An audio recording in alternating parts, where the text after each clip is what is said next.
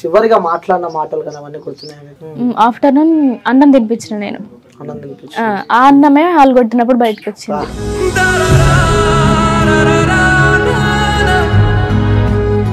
ఏమంటూ ఉంటావాడు ఎప్పుడు?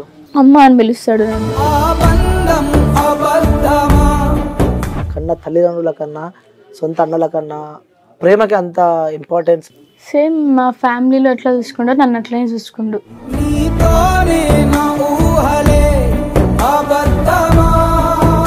కానిస్టేబుల్ సంబంధం కూడా నువ్వు ఓకే చెప్పినట్టు మరి సమాచారం వస్తుంది. ఇంకా నాకు బయటికి వెళ్ళనియరు, నో అన్నా అనుకో నేను ఇంట్లో.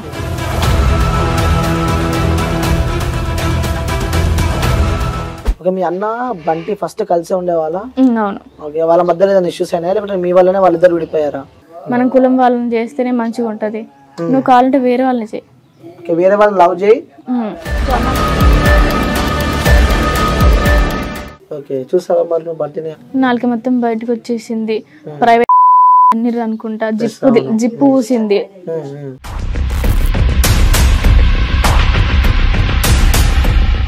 కులం అడ్డం వచ్చింది అన్నమాట మొత్తానికి. ఇక్కడ వాళ్ళ క్యాస్ట్ వేరు, మన క్యాస్ట్ వేరు. వచ్చేది రక్తమే కదా, ఎవరికి వచ్చేది. నేను సేమ్ అట్లానే అన్నా.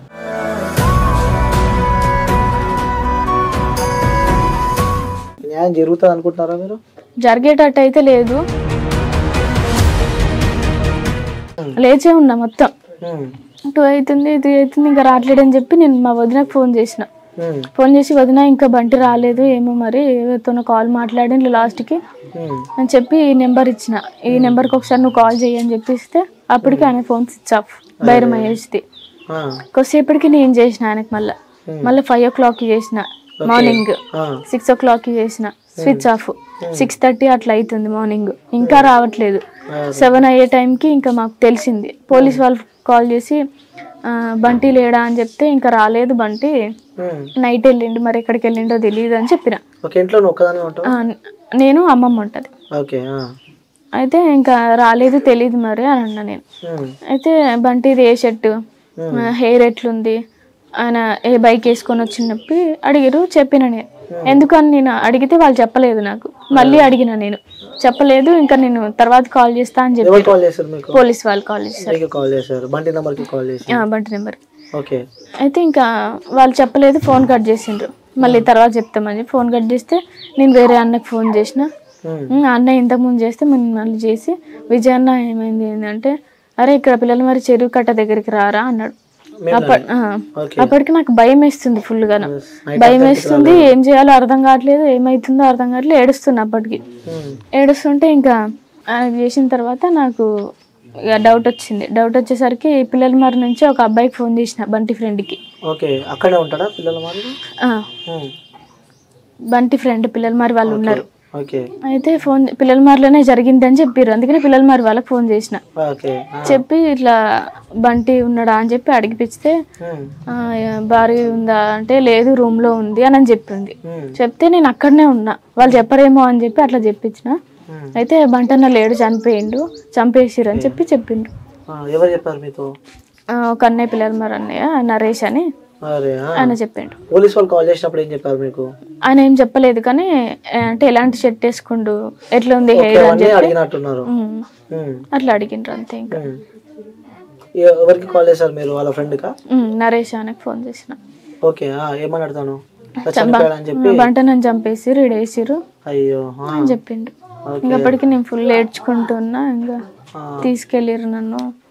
నేను అక్కడికి బంటిని వేసిరు, అక్కడికి వెళ్దామని వెళ్తుంటే వాళ్ళు ఇటు రిటర్న్ అవుతారు హాస్పిటల్ కి. నేను సగం తీసుకొస్తున్నారు, నాకు తెలియదు. నేను అటు వెళ్తున్నా బంటి ఉన్న దగ్గరికి. మళ్ళీ నేను వాళ్ళు రిటర్న్ వస్తారని నాకు ఫోన్ వస్తే నేను మళ్ళీ రిటర్న్ వచ్చిన హాస్పిటల్ కి. రిటర్న్ వచ్చిన 1/2 hour కి వాళ్ళు వచ్చిండ్రు. ఫస్ట్ ఆ మాట విన్నప్పుడు మీ ఫీల్ ఏంటమ్మా? నేను నమ్మలేదు, నేను నమ్మలేదు. బంటిని చూసిన దాకా నేను నమ్మను, నా బంటి ఉంటాడు అని చెప్పి నేను ఫిక్స్ అయినా. నా బంటికి అట్లా కాదు అని చెప్పి నేను ఉన్నా. కానీ ఫుల్ గా ఏడుపు వచ్చింది. సో ఆ తర్వాత హాస్పిటల్ కి తీసుకెళ్ళిన తర్వాత కానీ మీరు అడిగారా అసలు ఏం జరిగింది వాస్తవంగా అక్కడ, ఎందుకు బంటి ఇలా అయ్యాడు, సో దీని వెనకాల కారణం ఎవరని చెప్పి అడిగారా మీరు? చెప్పిర్రు వాళ్ళే. నేను ఇంకా ఏడ్చుకుంటానే ఉన్నా, మొత్తం ఏడ్చుకుంటానే ఉన్నా అక్కడ. ఫేస్ చూసి అక్కడ నిలబడి అన్నీ నిలబడి ఏడ్చుకుంటూనే ఉన్నా. మొత్తం ఫేస్ అంతా ఖరాబ్ అయింది. మొత్తం ఇక్కడ రాళ్లతో కొట్టిరు, మొత్తం ఇక్కడ కొట్టిండ్రు, మొత్తం ఏదో బ్లడ్ గారుతుంది, మొత్తం వామిటింగ్ చేసుకున్నట్టు ఇక్కడ మొత్తం ఉన్నది. కాళ్ళు మొత్తం ఇట్లా ఇట్లా చేసిండ్రు, చేతులు మొత్తం ఇట్లా ముడిచేసిండ్రు, ఇట్లా కట్టేసి కొట్టిర్రు అని చెప్పి వచ్చింది టాక్. ఆడ తాళ్ళు కూడా ఉన్నాయంట, కట్టేసి కొట్టిరట్టుంది అని చెప్పి అన్నారు. లేదు, నేను వెళ్ళలేదు. అప్పటికి నేను హాస్పిటల్కి వచ్చారు వాళ్ళు. అట్లా నేను ఇటు రిటైర్ అయినా, నేను వాళ్ళు అడుగుతుండ్రు అని చెప్పి నేను అటే వచ్చిన. ఇంకా చూసిన హాస్పిటల్కి తీసుకొచ్చినాక మార్చిలో పెట్టినాక చూసిన. నేను చూసిన ఇంకా మొత్తం ఎలానో నాలుక మొత్తం బయటకు వచ్చేసి పీక మీద నొక్కితే నాలుక బయటకు వస్తుంది కదా, పీక మీద కాలేసిర్రో ఇట్లా అవి బట్టి గుంజిర్రో తెలియదు, ఇంకా తాళ్ళు బట్టి నాలుక మొత్తం బయటకు వచ్చేసింది. ప్రైవేట్ అన్ని అనుకుంటా, జిప్పు ఊసింది మొత్తం. ఇంకా ఆయన మొలతాడు ఈడుకొచ్చింది, ఈడుండేది ఇంత టైట్ అయి పైకి వచ్చేసింది మొత్తం. ప్యాంట్ మొత్తం బుడద అవ్వడం అంతే, అట్లా జరిగింది. అసలు ఎక్స్పెక్ట్ చేసావా అమ్మా నువ్వు? ఎందుకంటే ఎంతో ఇష్టపడి పెళ్లి చేసుకున్న తర్వాత ఇలా అయిపోతుంది, బంటి సడన్ గా చేయి జారిపోతాడు. ఎందుకంటే పెళ్ళి కూడా మీకు 6 నెలలే జరుగుతుంది కాబట్టి ఇలా చేయి జారిపోతాడు మీ బంటి. ఎందుకంటే ఇంట్లో వాళ్ళకన్నా ఎక్కువ ఆ బంటిని ఊహించుకున్నావు నువ్వు. సో బంటితో లైఫ్ లాంగ్ చాలా హ్యాపీగా ఉందాం అనుకున్నావు, కానీ సడన్ గా ఇలా అవుతుంది అని చెప్పి అనుకున్నారా మీరు? అసలు ఎక్స్పెక్ట్ చేశారు అసలు ఆలోచన? ఎక్స్పెక్ట్ చేయలేదు. చెప్పిన వాళ్ళు నేను నమ్మలేదు. నేను చూసినప్పుడు కూడా నా బంటి చనిపోలేదు, లేచే ఉంటాడు, లేస్తాడు నా బంటి అనే చెప్పాను నేను. ఏమని చెప్పింది చివరిగా బంటి మీతో? చివరిగా మాట్లాడిన మాటలు కానీ అవన్నీ గుర్తున్నాయి? ఆ రోజు మాట్లాడింది, నాన్న నీకు ఫోన్ కొనిస్తా, 14 ఐఫోన్ కొనిస్తా, ఈవినింగ్ వచ్చి నేను ఫోన్ కొనిస్తా, ఓకేనా, బయటికి వెళ్తా నేను తర్వాత అని చెప్పిండు. సరే అని చెప్పి నేను అన్నా. ఆఫ్టర్నూన్ అన్నం తినిపించిన నేను. ఆ అన్నమే వాళ్ళు కొట్టినప్పుడు బయటకు వచ్చింది. ఇంకా అంతే. ఇంకా మేము ఇంకా ఫేస్బుక్ చూసుకుంటా ఇద్దరం, ఆయనకో డ్రెస్ నాకో డ్రెస్ బుక్ చేసుకున్నాం అదే రోజు. ఇంకా బయట కూర్చొని కొంచెంసేపు ఆడుకోవడం అట్లా చేసాం రోజు. ఓకే. సో అంటే మీకు బంటి కోసం వచ్చే ముందు రోజు మీకు మీ ఇంట్లో వాళ్ళ సంబంధాలు చూసినట్టు, సో 2 సంబంధాలు చూసినట్టు, ఇంకోటి కానిస్టేబుల్ సంబంధం కూడా నువ్వు ఓకే చెప్పినట్టు మరి సమాచారం వస్తుంది. అవును, కానీ నేను వాళ్ళకి ఓకే అని చెప్పి మాత్రం డైరెక్ట్గా నేను చెప్పలే, మీ ఇష్టం అని చెప్పిన. ఎందుకంటే నేను బంటికి చెప్పిన ఇట్లా సంబంధాలు వస్తున్నాయి బంటి అంటే ఏదో ఒకటి మేనేజ్ చేయి, నేను తీసుకెళ్తాను నిన్ను అని చెప్తే ఆ రోజు నేను ఏదో ఒకటి మేనేజ్ చేసిన. ఆయన ఇట్లా నార్మల్ గా మాట్లాడుతుంటే అని నేను అన్నా, బంటి అలానే అనమన్నాడు అని నేను అన్నా. ఎందుకంటే నాకు అంత ప్రెజర్ అవుతుంది ఇంట్లో, ఇంకా నాకు బయటికి వెళ్ళనియరు, నో అన్నా అనుకో నేను ఇంట్లో బయటకి వెళ్ళనియరు అని చెప్పి నేను భయపడ్డా. అట్లా బంటి చెప్పమంటే చెప్పేసిన. ఇంకా నెక్స్ట్ డే నాకు ఎంగేజ్మెంట్ అని సడన్ గా ఫిక్స్ చేసిర్రు. ఇంకా నేను వచ్చేస్తా, నాకు తెలియదు నేను వచ్చేస్తా అని చెప్పి అన్నా. సరే చేసుకుందాం అని చెప్పి పెళ్లి చేసుకున్నాం. ఎక్స్పెక్ట్ చేశారా మీ ఇంట్లో వాళ్ళే ఇట్లా చేస్తే ఇట్లా బంటి విషయం ఇట్లా అవుతుంది అని చెప్పి? నేను అసలు ఎక్స్పెక్ట్ చేయలేదు. నార్మల్ గా అంటారు కోపం మీద అనుకున్నా కానీ చేస్తాడు అనుకోలే ఇట్లా. మన మీ కుటుంబం పైన మీరు ఆరోపణ చేస్తున్నారు, వాళ్ళే చంపుతుంటారు అని చెప్పి కూడా మీ బ్రదర్స్ పైన మీరు చెప్తూ ఉంటారు. కాబట్టి ఇక చిన్నప్పటి నుంచి ఎంతో ప్రేమగా అనురాగంతో మీరు ఒక చెల్లెగా ఉన్నారు కాబట్టి ఎలా ఉండేవాడు మీ అన్న? చిన్నప్పుడు మంచిగా ఉండేటోళ్ళం, కానీ ఈ లవ్ వచ్చిన కాంచి కొంచెం మా మధ్యలో దూరం పెరిగింది. ఆయన నాతో మాట్లాడకపోవడం, మాట్లాడినా సీరియస్ గా మాట్లాడడం, వేరేలాగా మాట్లాడడం అన్నట్టు చేసింది. కానీ నేను కూడా మాట్లాడడం మానేసిన. ఇంకా నేను బంటిని పెళ్లి చేసుకుంటానని చెప్పి మాట్లాడడం మానేసిన ఆయనతోనే. ఇంకా అట్లా కోపం ఎక్కువ అయింది ఆయనకి, నేను చెప్పితే వినలేదు అని చెప్పి. ఓకే. సో పెళ్ళైన తర్వాత కూడా రీసెంట్ టైమ్స్ లో కూడా మీ మదర్ వచ్చి మిమ్మల్ని కలుస్తూ ఉండేదంట, అప్పుడప్పుడు వచ్చి కలుస్తూ ఉండేది. ఇంట్లో వాళ్ళకి తెలియకుండా వచ్చేదా మీ మదర్? తెలియకుండా వచ్చేది, అంటే నన్ను తీసుకెళ్ళడానికి వచ్చేది.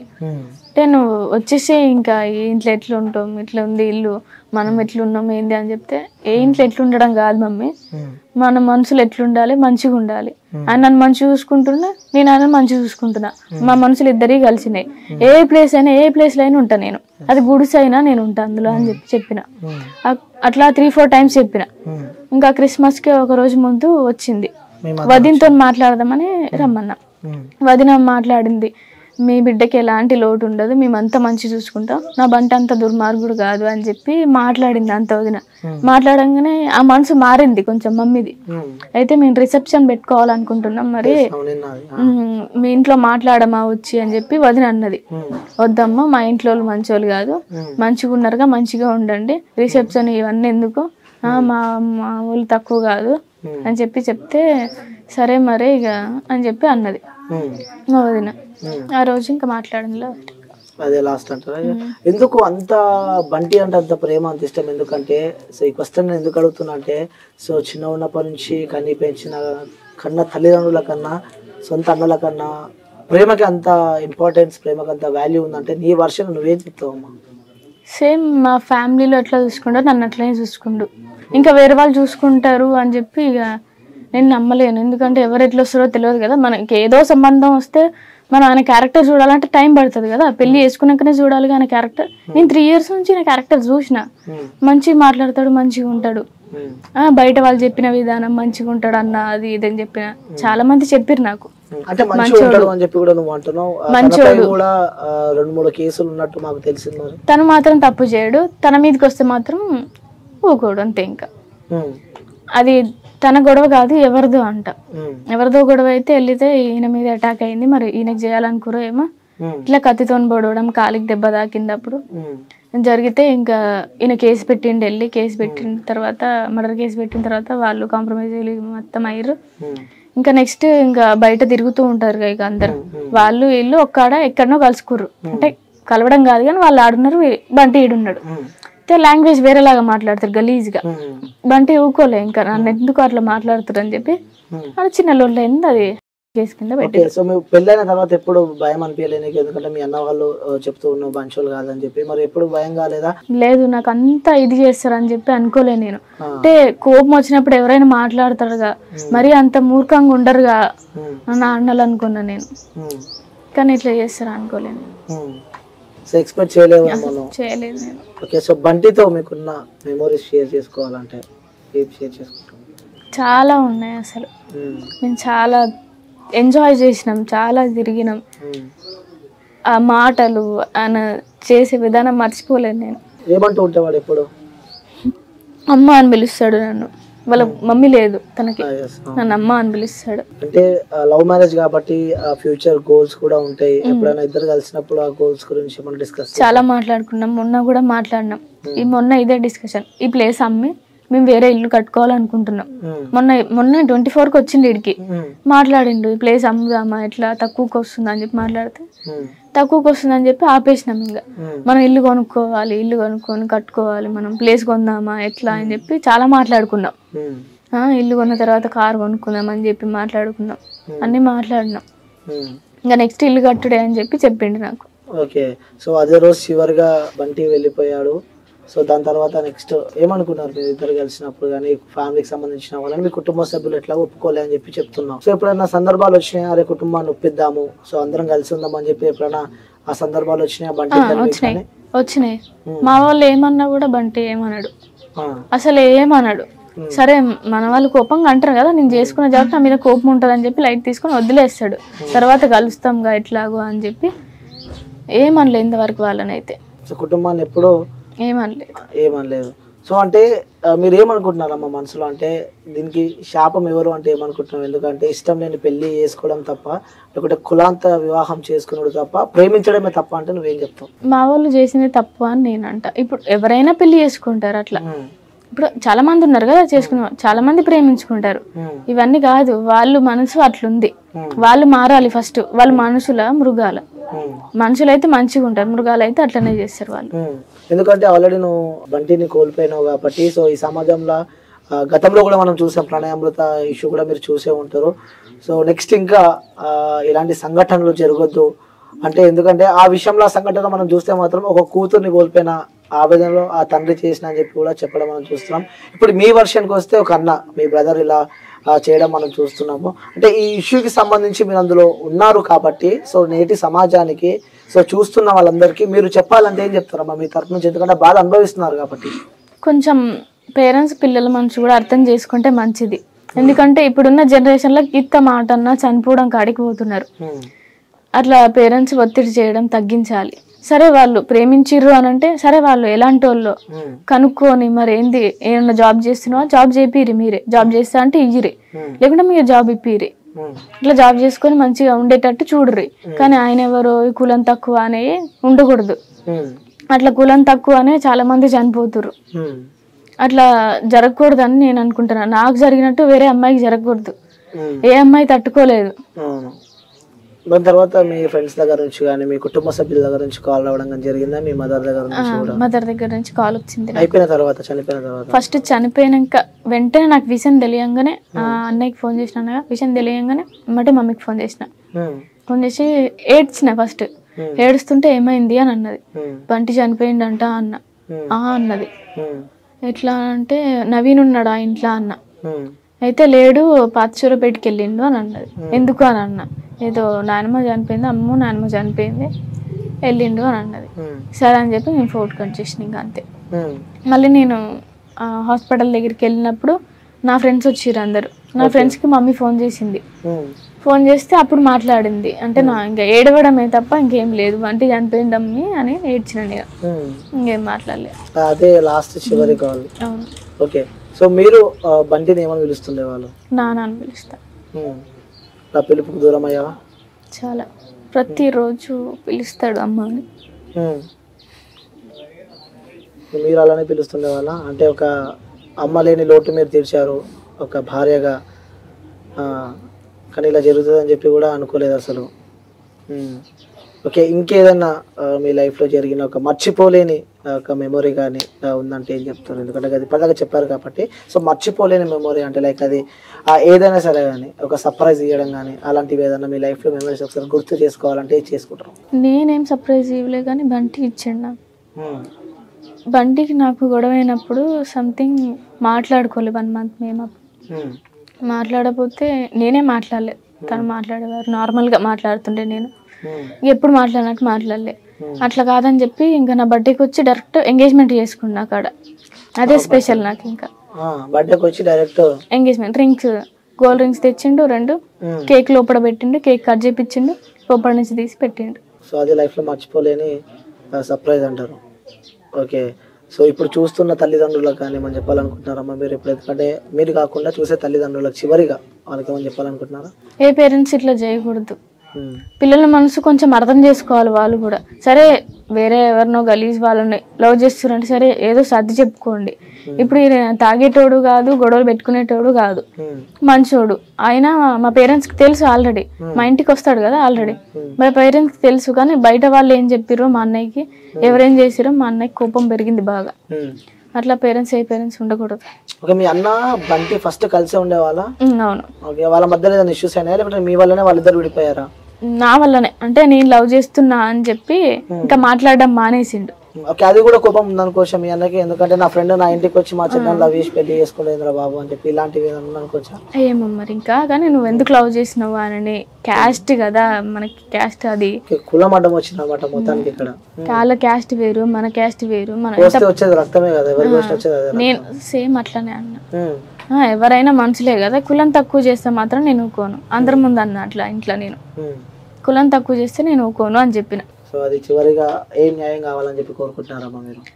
నా బంటికి ఏం జరిగిందో చేసిన వాళ్ళకి కూడా అదే జరగాలి ఖచ్చితంగా అని చెప్పి నేను అనుకుంటాను. న్యాయం జరుగుతుంది అనుకుంటున్నారా మీరు? జరిగేటట్టు అయితే లేదు. పోలీసులు వాళ్ళు ఏదో ఒకటి చెప్తున్నారు, ఎప్పుడో ఒకటి. ఇంకా వాళ్ళని వెతకని కూడా వెతకలేరు ఇప్పటి వరకు. చనిపోయి కూడా 2 days కావస్తుంది బంటి. అవును. ఇప్పటిదాకా మీరు ఎవరితో కాల్ మాట్లాడారు? ఎవరితో? పోలీస్ వాళ్ళతో కూడా కాల్ మాట్లాడారు. ఇక్కడ PS వాళ్ళతో. వాళ్ళు ఏమన్నారు? అయితే మేము ఇక్కడ వచ్చి కంప్లైంట్ ఇవ్వచ్చు అని కేసు పెడతా అని చెప్పిన. ఆల్రెడీ మా అమ్మయ్య సూర్యాపేటలో పెట్టిండు. ఇలా ఊరు ఇది చెప్పి ఇక్కడ కేసు పెడదామని చెప్పి ఫోన్ చేస్తే, ఇక్కడ కాదమ్మా మీరు ఏడు ఉంటారు, సూర్యాపేటలో ఉంటామన్నా, అక్కడ పెట్టండి అని చెప్పి అన్నాడు ఆయన. అయినా మీ మామయ్య పెట్టిండు కదా అంటే అదంతా తీసుకోలేదంట కదా అంటే, చేసిరమ్మా FIR చేసిరు దాన్ని, కేసు బుక్ చేసిరు దాన్ని అని చెప్పి అన్నారు. సరే అండి అని చెప్పి ఎవరైనా సరే వదిలిపెట్టే సమస్యనే లేదంటూ. అసలు ఎవరైనా, అది మా అన్నయ్యలైనా సరే నేను వదిలిపెట్టాను. ఎవరైనా సరే వదిలిపెట్టే సమస్య లేదంటూ. So thank you so much అమ్మా. ఇంటర్వ్యూ చేయొద్దు, బట్ మీరున్న సిచ్యువేషన్లో బట్ ఈ సమాజానికి ఒక మెసేజ్ ఇద్దాము, ఈ సమాజానికి తెలియాలి అని చెప్పి ఈరోజు ఇంటర్వ్యూ చేయడం జరిగింది. So thank you so much అమ్మ. ఏమైనా ఇబ్బంది పెట్టుంటే సారీ. సో ఇక్కడ సూర్యాపేట్ డిస్టిక్ అన్నారం విలేజ్కి రావడం జరిగింది. ఎవరైతే చూసామో మనం బంటి అలియాస్ కృష్ణ, అలాగే భార్గవి అని చెప్పి వాళ్ళిద్దరు లవ్ మ్యారేజ్ చేసుకున్నారు. దాని తర్వాత ఇలా చూస్తే భార్గవి వాళ్ళ బ్రదర్ ఎవరైతే ఉన్నారో, సో వాళ్ళు కొంతమంది వాళ్ళ ఫ్రెండ్స్ అందరు కలిసి తన బంటిని చంపారంటూ కూడా భార్గవి ఎవరైతే బంటి వాళ్ళ వైఫ్ ఉందో తను కూడా కేసు పెట్టడం మనం చూస్తున్నాము. సో మొత్తానికి అసలు ఏం జరిగిందో కూడా తెలుసుకునే ప్రయత్నం కోసం అయితే ఇక్కడికి రావడం జరిగింది. సో తను పెళ్లి చేసుకోకుండా ముందు నుంచే కులం తక్కువ అని చెప్పి కూడా ఎప్పుడు అనేవాళ్ళు అని చెప్పి కూడా మనతో భార్గవి షేర్ చేసుకుంటుంది. సో నిజంగా చూసే వ్యూయర్స్, ప్రజలకి జనాలందరికీ నేను ఒకటే చెప్తున్నా, ఎందుకంటే సో కులాలు మతాలని పక్కన పెట్టండి. ఎందుకంటే సో ఎవరికి కోసినా వచ్చేది రక్తమే కాబట్టి సో అందరూ కలిసిమెలిసి ఉండాలి. ఇప్పుడు ఎవరైతే సరే కులం విషయానికి మనం పక్కన పెడితే సో ఆ కులంలో నుంచి బయటకు వచ్చి చేసుకుంది ఫ్యామిలీలో ఇజ్జత్ పోతుంది అని చెప్పుకొని కూడా ఇలా చేస్తే ఇప్పుడు చేసిన వ్యక్తి అమ్మాయి బాధపడుతుంది ఇక్కడ. సో వాళ్ళు సంతోషంగా లేకుండా సో వాళ్ళ కడుపులో పుట్టిన కూతురే ఇప్పుడు ఇక్కడ రోధిస్తుంది, నా భర్త లేడు అని చెప్పి. నిజంగా ఇలాంటి సంఘటనలు మరి ఎప్పుడు నేను చూడొద్దని చెప్పి కూడా అనుకుంటున్నా. గతంలో మనం చూసినాం మిర్యాలగూడ ఇష్యూ. సో మళ్ళీ అదే ఉమ్మడి నల్గొండ జిల్లాలో కూడా ఇలాంటి ఒక ఘటన చోటు చేసుకున్నందుకు నిజంగా బాధేస్తుంది. సో ముందు కూడా ఇలాంటి నేను ఇంటర్వ్యూస్ చేయకూడదు, ఇలాంటి సంఘటనలు కూడా మళ్ళీ జరగకూడదు అని చెప్పి కూడా మనస్ఫూర్తిగా కోరుకుంటున్నా. సో ఇది ఇప్పటి వరకు ఉన్న ఇంటర్వ్యూ. మళ్ళీ కలుస్తా ఇంకో ఇంటర్వ్యూతో. అంతే, take care, by by, signing off. నేను